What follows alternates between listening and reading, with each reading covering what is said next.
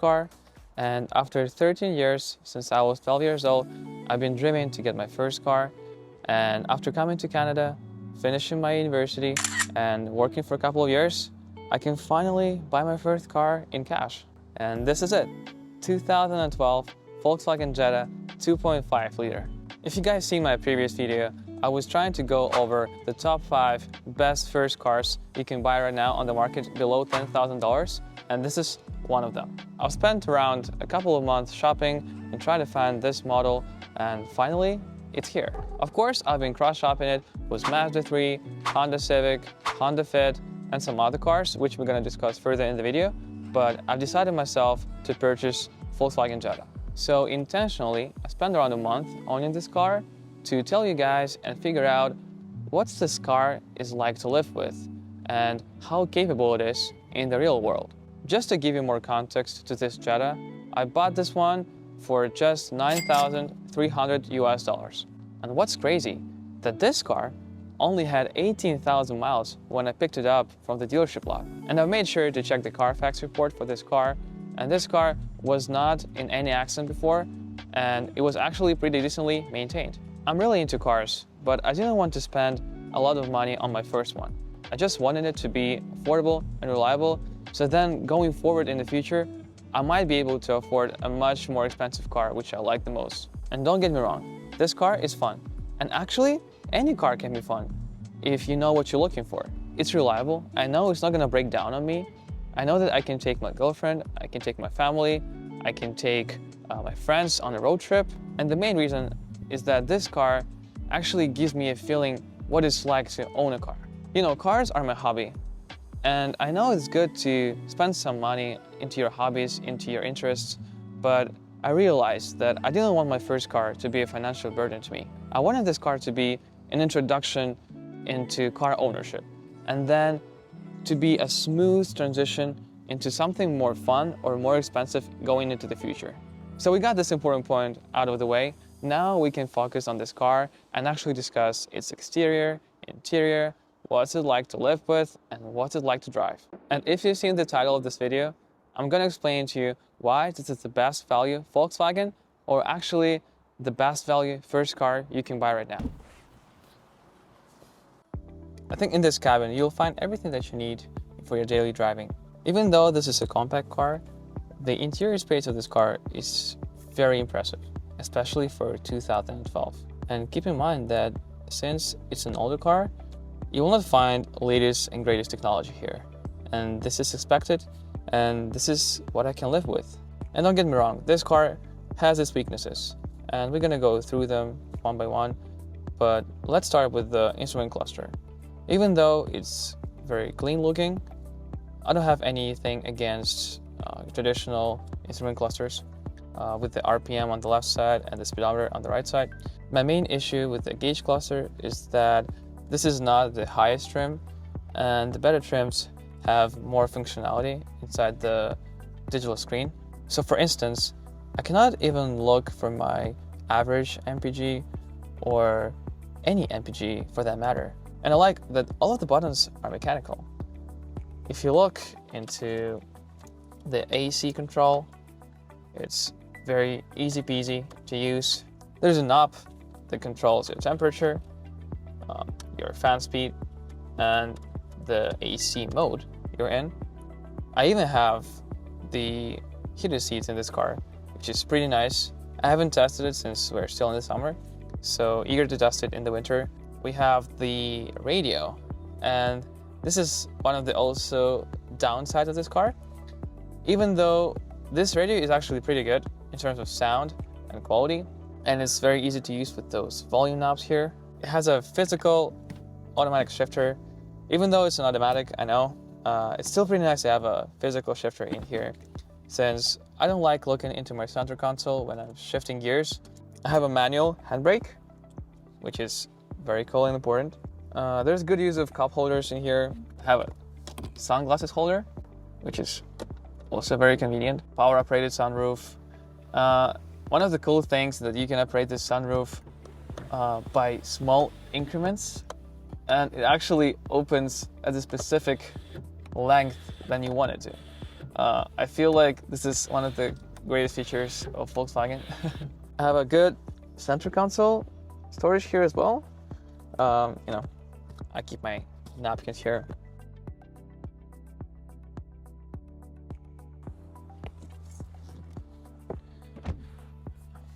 All right, we're in the back seat of Volkswagen Jetta.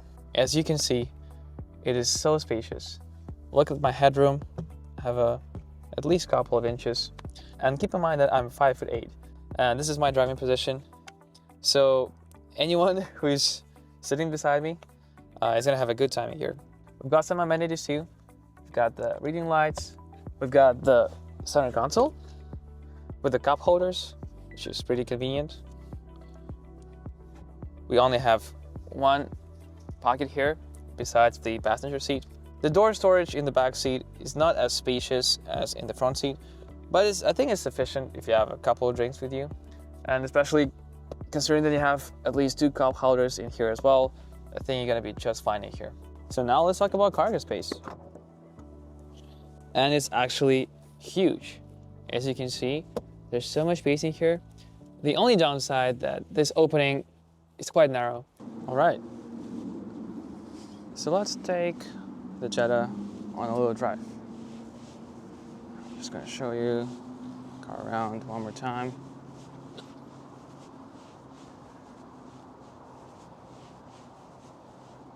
I'm gonna take you on a quick ride to talk about what's it like to live with this Jetta, how it's like to drive,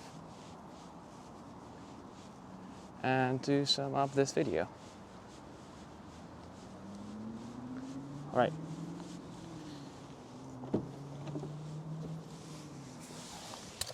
I thought it was gonna be a good idea to show you guys what's it like to drive this car with the POV perspective.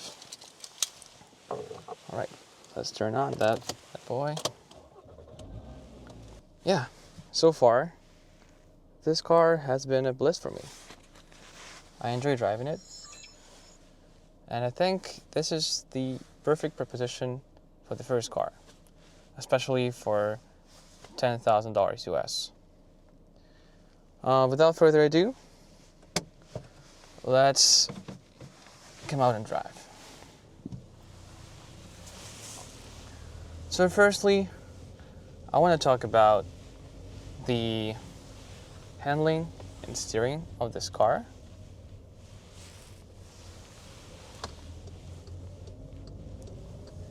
The steering in here is very, very responsive, and I think that's due to the fact that this car is all the way from 2012.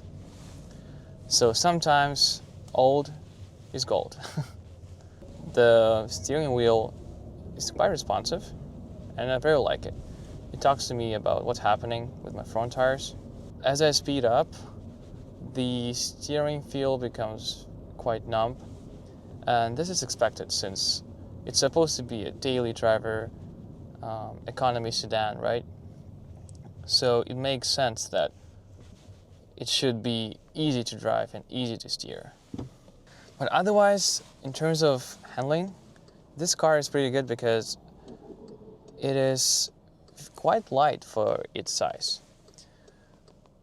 As you've seen before, I have lots of space when you're sitting in the back and in the front, but still this car is pretty light. It's only 3,000 pounds-ish. This car doesn't weigh that much, and it's very rewarding in the corners. Right after this turn, we're gonna see that we have a highway ramp to go onto, which is gonna be a great opportunity for us to examine how the sports mode is in this car. So let's put it in sports mode, right? And I'm gonna show you a little acceleration onto the highway ramp. Let me give some room for this CR-V in front and full throttle. The noise is so exceptionally unique since it's a 5-cylinder 2.5-liter engine from Volkswagen.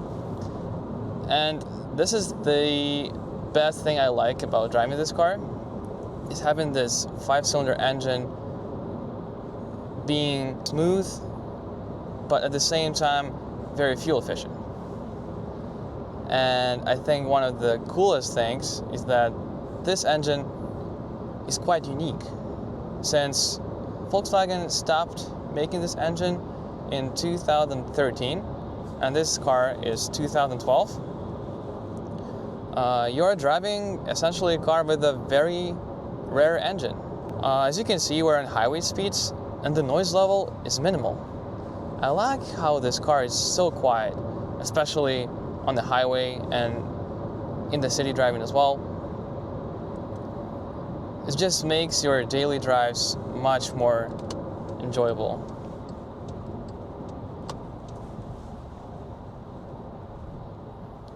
So we're going off the ramp onto the exit ramp right now, and we're gonna feel this turn here. The brakes feel very good. Yeah, the car is very compliant. Let's talk about the ride quality. The ride quality for $10,000 used? You want your daily driver to be very compliant of the bumps, not too harsh, but then if you want a little bit more sporty experience, you just want to feel the road a little bit. And I think this is where this car succeeds for me.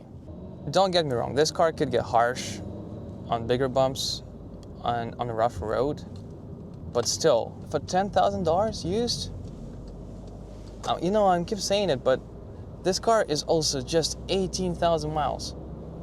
So you're essentially driving a new car, and I know it's quite hard to find the example that I got right now, since most of the examples of this generation of Jettas are like 50, 70,000 miles or more. But still, if you try to look hard enough, I think you'll get yourself a really good deal for perfect first daily driver if you don't want to spend a lot of money. The acceleration is good. It's not a problem for me to get into a highway, merge or overtake someone. So overall, to sum everything up, I think this is a great proposition for young people like me to get into car ownership, to get something reliable, because as I said to you, this engine is very reliable. If you don't trust me, just Google it yourself, go on Reddit posts, go on forums, and you'll see that I'm right. So you know that it's going to be reliable, it's relatively fun to drive, quiet, comfortable. Yeah, I don't know what you want more for $10,000, honestly. So yeah, thank you guys for watching. Stay savvy, and I'll see you on the next ride. And I think any car can be fun if you make it fun. No, this doesn't sound right.